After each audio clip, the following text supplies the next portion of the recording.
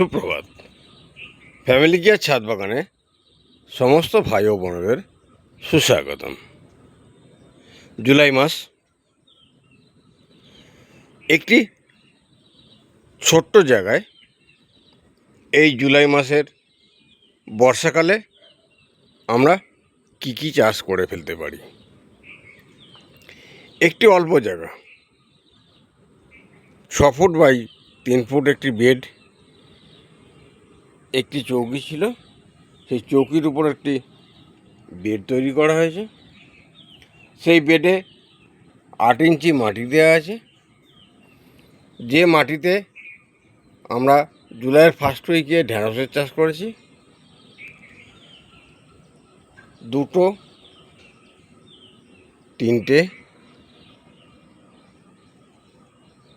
4, 5, 6টা ঢ্যাঁড়স গাছ আছে। আর এক সাইডে কলমি গাছ ছিল, সেগুলো কেটে নেওয়া হয়েছে, আবার হচ্ছে। তাহলে আমরা দেখছি যে 6 ফুট বাই 3 ফুট একটি বেডে 6টা ঢ্যাঁড়সের শক্তিশালী গাছ হয়েছে, যা থেকে আমরা বিগত পুরনো ঢ্যাঁড়স গাছের মতো আমরা আশা করি এই গাছগুলো থেকেও 3 মাস ঢ্যাঁড়সের উৎপাদন পাবো। আর কি করেছি, একটি ধুঁতুলের গাছ পুরনো ছিল, যেটি মাচায় উঠেছে, সঙ্গে নতুন চিচিংয়ের গাছ দেওয়া ছিল 4টি, 5টি একটি মাথা দেওয়া ছিল। চিচিংয়ের গাছগুলো মাচায় উঠে গেছে এবং মাচায় বিস্তার লাভ করেছে। ঠিক একইভাবে জুলাইয়ের ফার্স্ট উইকে বসিয়েছিলাম। আর কি করেছি, ঢ্যাঁড়সের গাছগুলো একটু পাতলা আছে, তাই কাঁটা সবুজ বেগুনের চারা 4টি এখানে বসিয়ে দিয়েছি। ঢ্যাঁড়সের গাছগুলো যখন ফল এসে যাবে, কিছুটা পাতা হালকা করে দিলে এই বেগুনের গাছগুলো বড় হয়ে যাবে। আমরা একটা জিনিস লক্ষ্য করছি যে প্রত্যেকটি গাছ তাদের নিজস্ব মহিমায় বেড়ে উঠছে এবং ভালো রকম ফলন দিচ্ছে।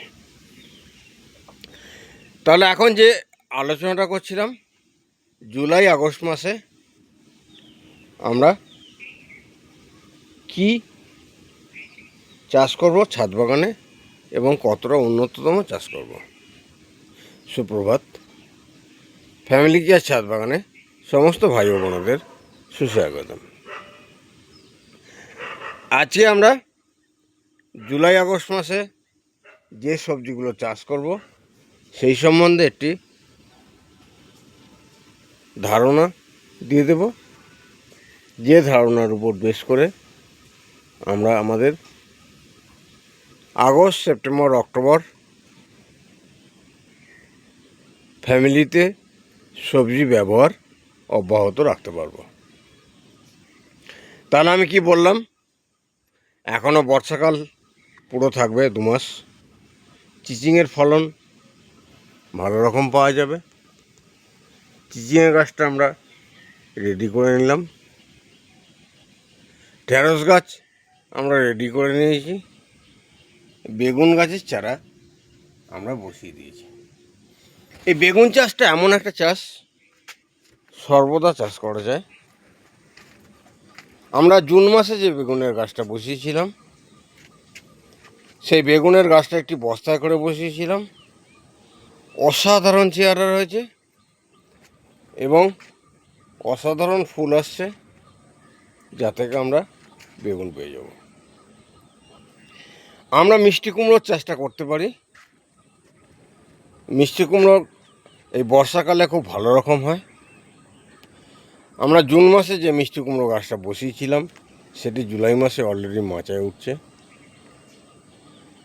তাহলে আমরা ঢ্যাঁড়স চাষটা করতে পারি। চিচিঙেটাও করতে পারি, ঝিঙেটাও করতে পারি। আমরা কলমি শাক তো আগে থেকেই চাষ করেছি, সেটা তো থাকবেই বর্ষাকালে। বেগুনের চাষটাও করতে পারি। এবং সবচেয়ে বড় কথা, 12 মাসি ফসলের মধ্যে করলা একটি অন্যতম ফসল। এখানে 3টি বস্তায় করলা ছিল, যে করলার মাচা এখনও গাছ আছে, বৃদ্ধ হয়ে মারা যাচ্ছে, কিছু কেটেও দেওয়া হয়েছে। আবার করলার বীজ দেওয়া হয়েছিল, করলার বীজ আবার বেরোচ্ছে। প্রতিটি বস্তায় আবার করলার বীজ দেওয়া হয়েছে। করলা গাছ একটি রেডি হয়ে গেছে, এই বস্তাটায় বীজ বেরোচ্ছে, এটাতেও বেরোবে। আমরা করলা চাষটা এই বর্ষার শেষে করতে পারি। এছাড়া আমরা ছাদ বাগানে যে কাজটা সেরে ফেলতে পারি, সেই কাজটা যেটা হলো কিছু বেডের মাটি আমরা তৈরি করে ফেলতে পারি। আর যদি ছাদ বাগানে পেঁপে গাছ থাকে, পেঁপে গাছের অলরেডি ফসল রেডি আছে। নতুন বর্ষায় ফুল আসার জন্য পেঁপে গাছের গোড়াগুলো পরিষ্কার করে কিছু খাবার দেওয়া যেতে পারে, খুব ভালো রকম হবে। তাহলে আমরা সবুজ বাগান, সমস্ত গাছের সমন্বয়, মাচা ভর্তি গাছ, রেগুলার সবজি হারভেস্টিং, রেগুলার আমরা ঢেঁড়স হারভেস্টিং করছি পুরনো গাছ থেকে। আবারও আমরা নতুন গাছ রেডি করে ফেলেছি। ছাদ বাগানে মেনলি যেটা করার প্রয়োজন, সেটা হচ্ছে পুরনো গাছ থেকে ফসল তুলতে হবে, আবার কিছু গ্রো ব্যাগে বা বস্তায় বা বেডে নতুন গাছগুলো বসিয়ে দিতে হবে। তাহলেই কিন্তু আমরা 365 দিনের সবজিগুলো আমরা ছাদ বাগান থেকে ব্যবহার করতে পারবো, এবং সর্বদা মাচা সবুজ গাছে ভর্তি থাকবে। এছাড়াও দীর্ঘমেয়াদী ফসলের মধ্যে কচু, যেগুলো আমরা এপ্রিল মাসে বসিয়েছিলাম, অলরেডি বর্ষার শেষে এগুলো তুলে ব্যবহার করার উপযোগী হয়ে যাবে। আদা এপ্রিল মাসে বসিয়েছিলাম, গাছ রেডি হয়ে গেছে, যেগুলো আমরা ডিসেম্বরের শেষে ফসল তুলতে পারবো। এদিকে 12টি বস্তায়, আর এদিকে একটি প্ল্যাটফর্মে 12টি বস্তায় আমরা আদা গাছ বসিয়েছিলাম। যদিও জুলাই আগস্ট মাসে আদা গাছ বসানোর কাজ নয়, কিন্তু পরিচর্যার বিষয়টা জুলাই আগস্ট মাসে থেকেই যায়। এই বর্ষায় আদা গাছের গোড়ায় জল না জমে থাকে, শুধু আদা গাছ কেন, সমস্ত গাছের গোড়ায় জল না জমে থাকে। আমরা লাউয়ের গাছের বীজটা দিয়ে দিতে পারি, যেটা আমরা দিয়েছি। লাউয়ের গাছের বীজ বেরিয়ে গেছে, চারা অঙ্কুরোদ্গম হয়ে গেছে, যেগুলো আমরা শীতের আগে এই লাউগুলো পেয়ে যেতে পারি। একদিকে বেগুন গাছ বেগুন ফলছে, অন্যদিকে বেগুনের চারা বসানো হয়েছে।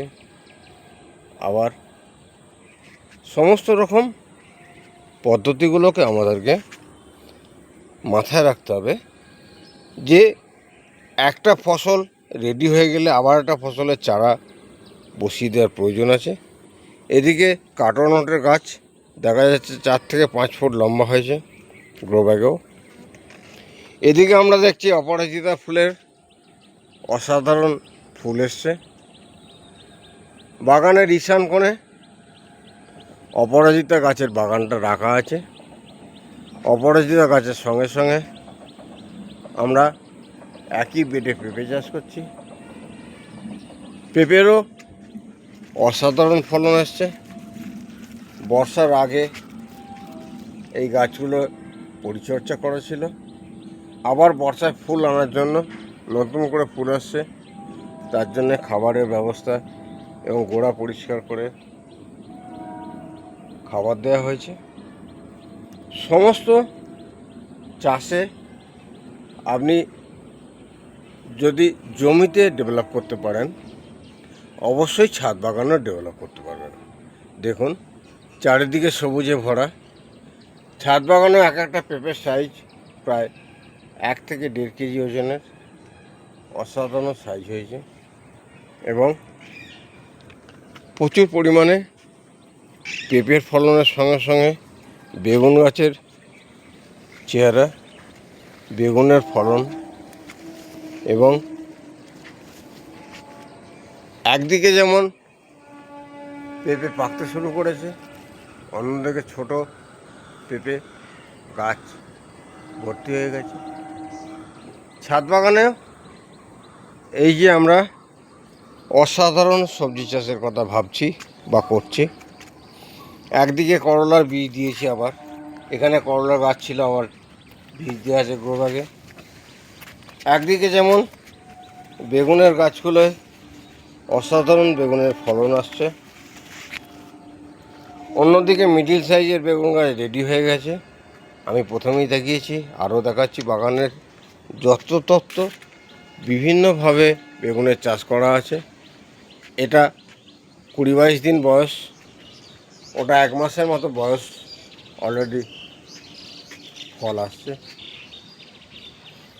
তাহলে আমরা কি দেখছি, একদিকে বেগুন রেডি হয়ে গেছে, অন্যদিকে বেগুনের চারা রেডি হচ্ছে। এই চারাগুলো আমরা আগস্ট মাসে বসাবো। বেগুনের চাষটা আমি সারা বছর করে থাকি। বেগুন এমন একটা সবজি সারা বছর হয়ে থাকে। মাচায় ধুতুলের ফলন, ঢেঁড়স গাছের অলরেডি প্রত্যেকটা গাছে প্রচুর পরিমাণে ফুল এবং ফল আসছে। ঢেঁড়স গাছগুলো বাড়তে বাড়তে মাচার উপর পর্যন্ত উঠে গেছে। আবার নতুন ঢেঁড়সের চাষ